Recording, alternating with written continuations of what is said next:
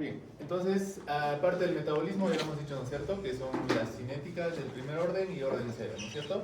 La cinética del primer orden, que habíamos dicho que era El medicamento se expulsa en una cantidad fija. una fracción, exacto, es importante eso, ya. Una palabra no fea, fracción o porcentaje constante, ¿ya? Por unidad de tiempo. La mayoría de medicamentos es así, la mayoría de los medicamentos funciona así. ¿Qué quiere decir? Si damos 100, se va a eliminar 50. Si damos 50, 25, ¿no es cierto? Siempre un porcentaje constante. Todos los medicamentos son así. Entonces la cantidad absoluta eliminada disminuye, pero la fracción es constante. Entonces, importante tener en cuenta esto, pero digamos el paréntesis en esto es que si damos dosis tóxica, pues no se va a cumplir esto, ¿no? No es que tu cuerpo, si le das 10 gramos de paracetamol, que es la dosis tóxica, pues va a eliminar 5, no, en este caso no funciona así. Ese es un concepto un poquito aparte, digamos, en cuanto a la cinética, ¿ya? Nos va a permitir usar la vida media y el aclaramiento con buena predictibilidad, que lo vamos a ver en un ratito más, lo que es vida media, lo que es aclaramiento, ¿ya? Y la cinética de orden cero y la saturación, bueno, cinética de orden cero es lo que ya habíamos mencionado antes, ¿no es cierto? ¿Qué quiere decir? Se elimina una cantidad constante. ¿Has visto que el concepto es igual que el otro? La diferencia es esta palabrita, no te olvides, cantidad. En el otro es fracción o porcentaje. Entonces, para que no se confundan, ¿ya? Aparece la saturación del metabolismo por transporte unión, que es lo que habíamos mencionado del paracetamol. Ejemplos clínicos. Metformina, el alcohol. Etanol, fenitoína y aspirina. Eso, etanol, fenitoína, ¿ya? Aspirina, esa parte. Pero etanol y fenitoína, eso sobre todo, no se olviden de esos ejemplos. Los salicilatos que hemos dicho, ¿no es cierto? Dosis altas, pero esto ya no entra solo en el orden cero, sino en el tema de la saturación, ¿ya? Quédense con etanol y fenitoína, nada más. Entonces, ¿por qué es importante eso? Porque pequeños aumentos de la dosis pueden producir grandes aumentos en la concentración, ¿ya? Un ejemplo acá es la fenitoína, ¿no es cierto? Que va a entrar eso al examen, no sé por qué he puesto eso. Entonces, el objetivo de la concentración sérica estable es 15 miligramos litro. La dosis calculada, por ejemplo, es 387 miligramos día. Si a esto le subimos un 10% nada más de la dosis, va a ser 426 miligramos día, que puede superar la capacidad de eliminación. Entonces, viene la toxicidad, ¿no es cierto? En cambio, si le bajamos un 10%, va a haber 348 miligramos día y la concentración plasmática, digamos, estable va a caer hasta 5 puntos. Entonces, ¿qué es? ¿Efecto terapéutico? No va a haber efecto terapéutico. Entonces, la fenitoína es un ejemplo, digamos, no se fijen en la fórmula, más o menos, solo para tener presente que hay ciertos medicamentos, sobre todo los de orden cero, donde si variamos un poquito la dosis, van a producir toxicidad o efecto subterapéutico, ¿ya? Entonces, aquí va a entrar un poquito este mensaje que he puesto, es ajustar con monitorización y cambios pequeños. En nuestro medio es un poco complicado porque muy pocos son los medicamentos que al menos en el seguro, que en teoría tenemos un poquito más de recursos,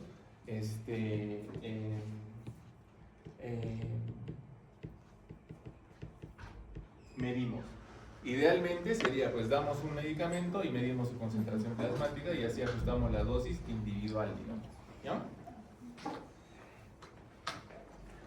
En cuanto a la excreción, habíamos dicho que los fármacos se eliminan del cuerpo sin cambios o como metabolitos, ¿no es cierto? Sobre todo hidrosolubles.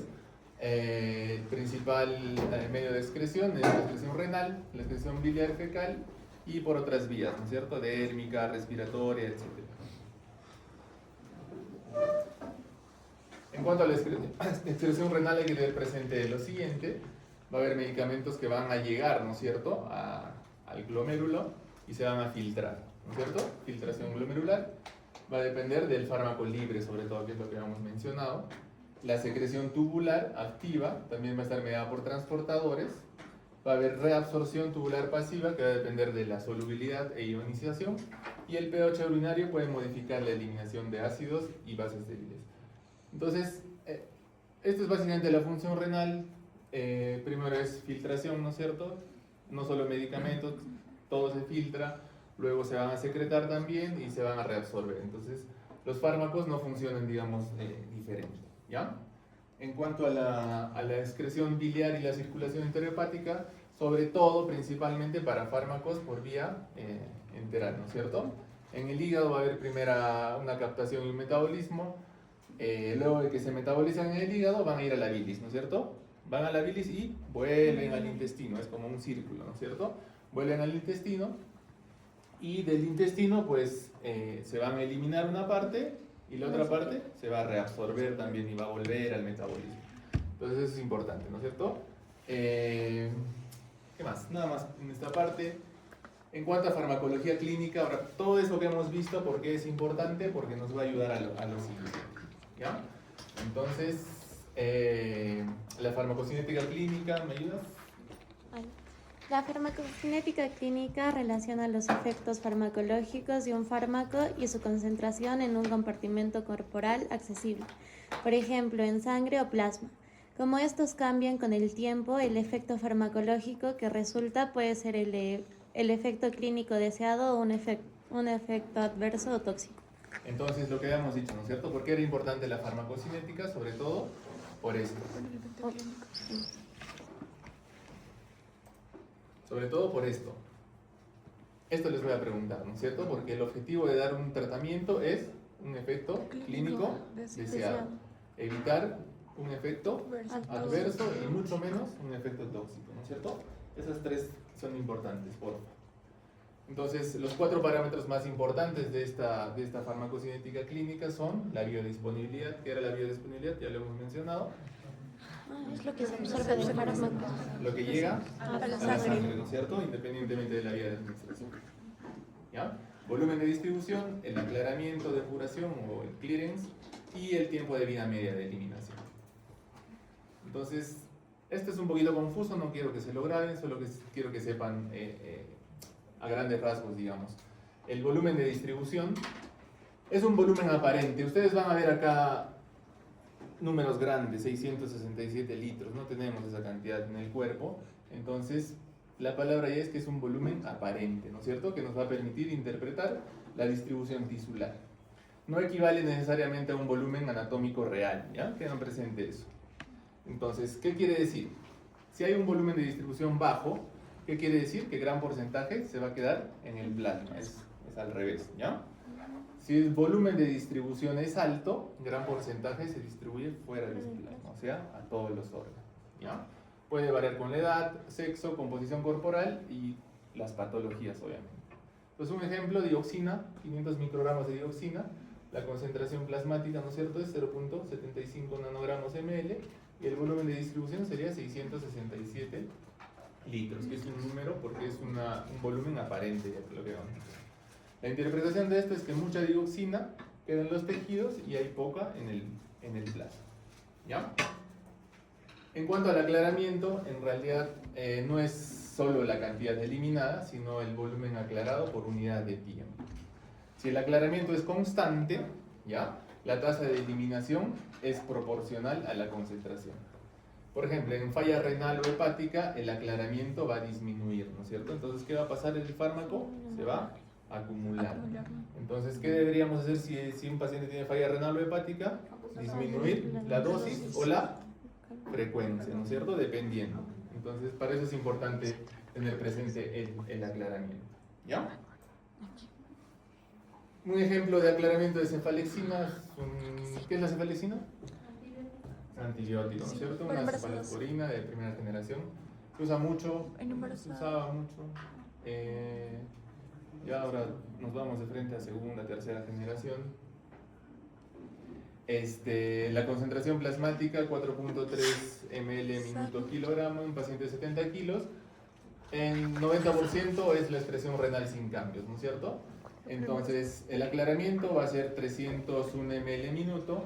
Si la función renal está, digamos, conservada, se va a aclarar esto un 90%, ¿no es cierto? Que sería 271 ml minutos. Entonces, ¿qué pasa si el riñón está afectado? Ya que el riñón es la vía dominante de este medicamento, lo que habíamos mencionado, ¿no es cierto? Disminuye su aclaramiento, ¿no es cierto? Aumenta la concentración plasmática, aumenta el riesgo de acumulación. Entonces, ¿qué hay que hacer? Ajustar la dosis o el intervalo. Eso es importante. ¿Ya? La vida media, ¿qué es la vida media? Es el tiempo para reducir la concentración plasmática, no se olviden de plasmática, ¿ya? No tiene que ver con eliminación, concentración plasmática al 50%. ¿Qué pasa si disminuye, digamos, el aclaramiento de un medicamento y el volumen de distribución se mantiene constante? La vida media va a aumentar, ¿ya? Lo mismo, si aumenta el volumen de distribución con un aclaramiento constante, también la vida media va a aumentar. Entonces, ¿para qué nos sirve eso? Para estimar el tiempo hasta estado estable o tiempo de lavado de un fármaco, ¿ya? No siempre predice la duración clínica del efecto, que es el ejemplo que habíamos visto con el tiopental, especialmente por la redistribución que habíamos mencionado del tiopental, ¿ya? Estado estable, ¿qué es el estado estable? Es cuando un fármaco alcanza un equilibrio entre la entrada o la administración y la eliminación, ¿ya? La regla práctica es que necesitamos 4 a 5 vidas medias, esta es pregunta, que siempre les van a preguntar además, para llegar a un estado estable de un medicamento. Entonces, la imagen es clara ahí, por ejemplo, nuestro objetivo terapéutico, digamos, de concentración plasmática estable de X fármaco es, digamos, por acá, entre 1 y 2, 1.5, digamos, ¿ya? De concentración. Entonces, normalmente nosotros damos una dosis de medicamento, entra y se elimina y disminuye, ¿no es cierto? Pero no hemos llegado a nuestro objetivo. Entonces, ¿qué pasa? Damos otra vez el medicamento, damos 3, ¿cuánto de hecho? 4 o 5 veces llegamos. Entonces, ¿qué va a pasar acá? Estamos en una concentración apropiada, entonces se va a eliminar y le vamos dando. Se elimina y le damos, pero la concentración se mantiene, ¿ya? El objetivo de muchas dianas terapéuticas, digamos, es llegar a un estado estable en cuanto a nuestra medicación. ¿Qué fármacos, por ejemplo, doctor? En realidad todos, por ejemplo, digoxina es un ejemplo importante que necesitamos a veces dar, vamos a ver un poquito más en las siguientes diapositivas de eso. Vida media, ¿no es cierto?, es tiempo. Entonces 4 a 5 veces, ¿no es cierto? 4 a 5 vidas medias. Pero ¿qué pasa? Que hay patologías donde no podemos esperar tanto tiempo. Entonces, ¿qué vamos a hacer ahí? Damos una dosis de carga, ¿ya? La dosis de carga es importante para evitar, digamos, en ciertas situaciones que busquemos, digamos, ese estado estable con ciertas dosis, ¿ya? Por eso es importante esto. Dosis de carga, que es lo que hemos mencionado. Es útil cuando esperar 4 o 5 vidas medias es demasiado lento, no podemos esperar, pues, ¿no? Depende principalmente del volumen de distribución y de la biodisponibilidad. Ejemplo, por ejemplo, la lidocaína en arritmias postinfarto se requiere un efecto inmediato, entonces no podemos esperar tanto. El riesgo es la concentración tóxica, ¿no es cierto? Un efecto adverso tóxico si damos mucha dosis de cierto medicamento, ¿ya? Entonces no confundamos dosis de carga con volumen de distribución y tampoco confundir la carga con el mantenimiento, que son diferentes. Es lo mismo que habíamos dicho, la digoxina, ¿no es cierto? Un paciente de 84 kilos, concentración plasmática objetivo 0.9 nanogramos mililitro, volumen de distribución estable 497 litros y con una biodisponibilidad del 70%, ¿no es cierto? Entonces, la dosis de carga es 0.9 nanogramos por ml por 497 que habíamos dicho por 0.7, ¿no es cierto? El resultado aproximado es 639 microgramos de digoxina. Entonces, ¿qué es lo que pasa? Que normalmente la digoxina la damos... ¿Para qué usamos la digoxina? Arritmias, sobre todo, ¿ya? Es un digitálico. Entonces, las arritmias en realidad, la mayoría de ellas no pueden esperar, sobre todo las arritmias... las taquirritmias sobre todo no pueden esperar, ¿ya? Porque nadie puede estar, digamos, con una taquirritmia mucho tiempo, ¿no es cierto?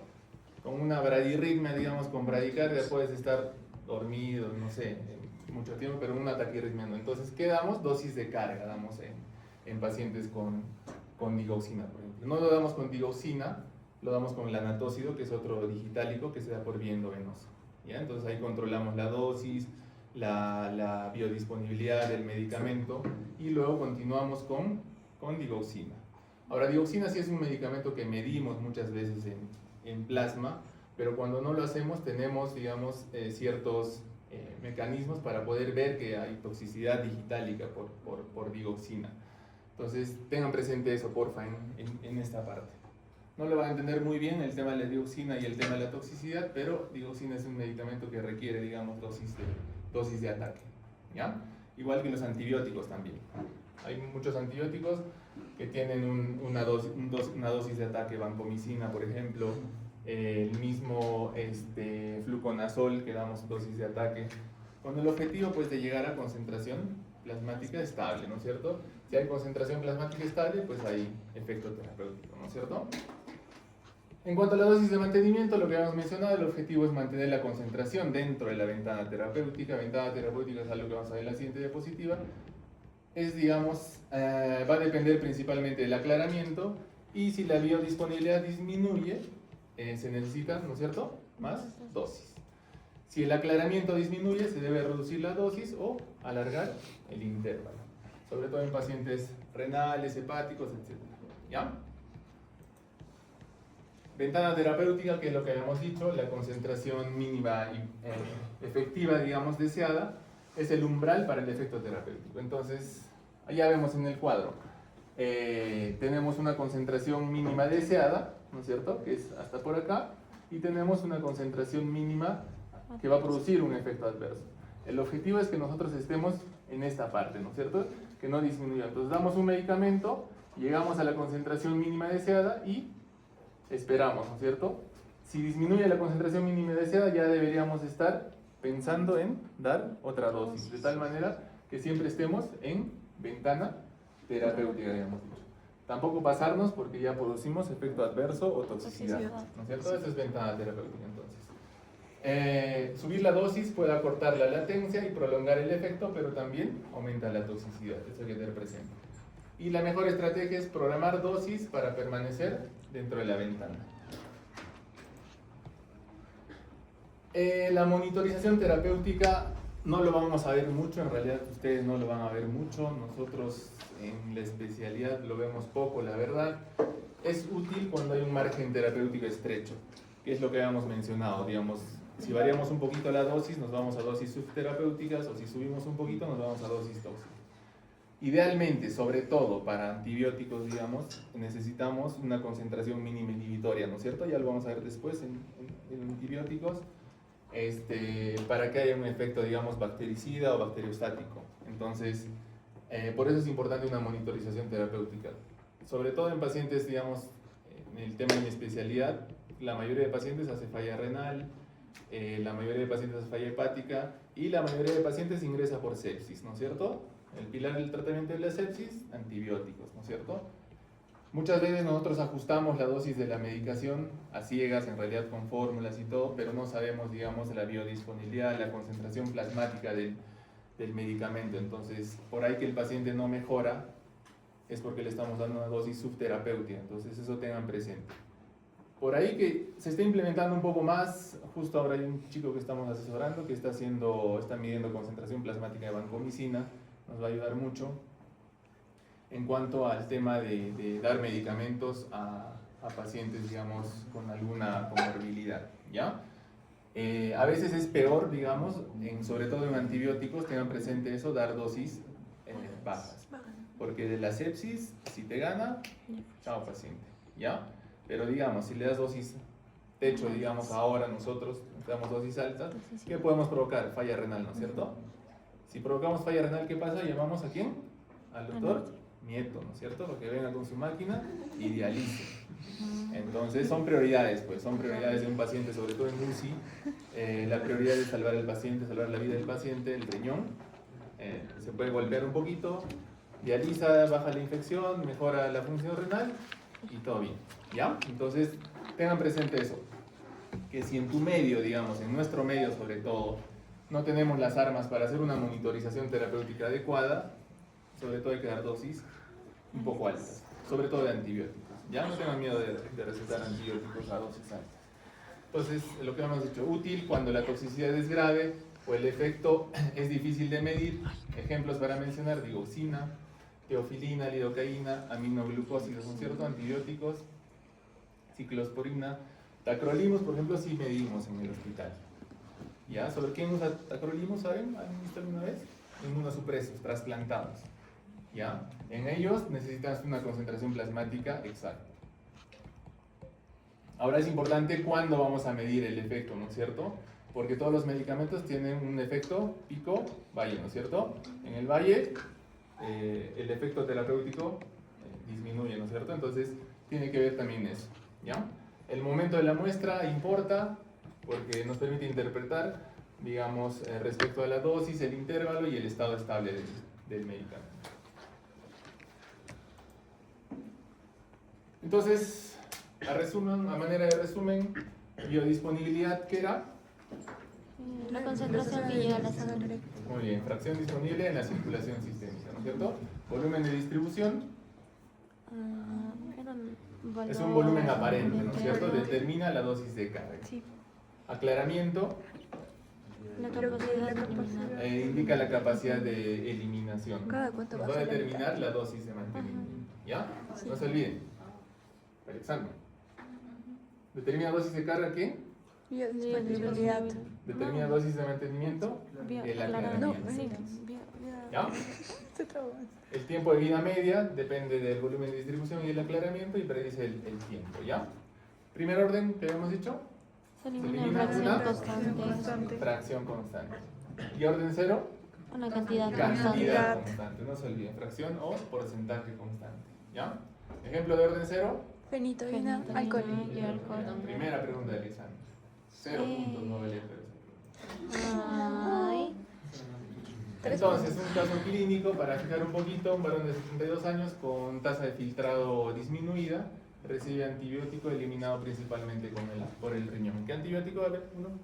¿Por el riñón? ¿Hemos mencionado? Vancomicina, otro. Digoxina. Aminoglucosina, ¿no es cierto? Digoxina. Antibiótico. Ah, Entonces, ¿qué parámetro cambia primero? Va a disminuir el aclaramiento renal, obviamente, ¿no es cierto? Si el volumen de distribución no cambia, ¿qué pasa con la vida media? Aumenta. Va a aumentar, ¿no es cierto? Que es lo que hemos mencionado. Con dosis repetidas sin ajuste, ¿qué ocurre? Se acumula. Se acumula y la concentración plasmática aumenta, ¿no es cierto? Entonces, ¿qué deberíamos ajustar? El tiempo de dosis. Exactamente. Y la dosis de carga siempre baja, ¿siempre baja la dosis de carga? No, no, va a depender del volumen de distribución y la biodisponibilidad. Ya, a ver si se acuerdan, una diapositiva anterior. ¿Qué parámetro modifica principalmente la dosis de mantenimiento? Disminuye. aclaramiento. Ya. ¿Qué parámetro modifica la dosis de carga? El tiempo. No. ¿Qué? Biodiversidad. El B. El Volumen de De distribución. ¿Cuántas vías medias se requieren para acercarse al estado estable? 4 o 5. Porque un fármaco con un volumen de distribución de 600 litros no significa que el paciente tenga 600 litros de líquido. Porque es un volumen aparente. ¿Por qué fenitoína puede volverse tóxica con pequeños aumentos de dosis? Orden Orden cero. cero. Orden cero. Porque la cantidad. Eso es todo, chicos. ¿Preguntas? Gracias. ¿Preguntas? ¿Sí? ¿Claro todo? Sí. ¿Qué clase van a hacer? Fármaco. 2. Porque la 1 ya acabó. ¿Preguntas, chicos? ¿Preguntas, porfa? No. Mira, hemos retomado bastante en lo último. Lo Sí, último es muy incómodo, volumen de distribución, esas vainas. Pero fijen lo grande, ¿ya? Porfa. Los números, no pasa nada. Felizmente. ¿No hay preguntas?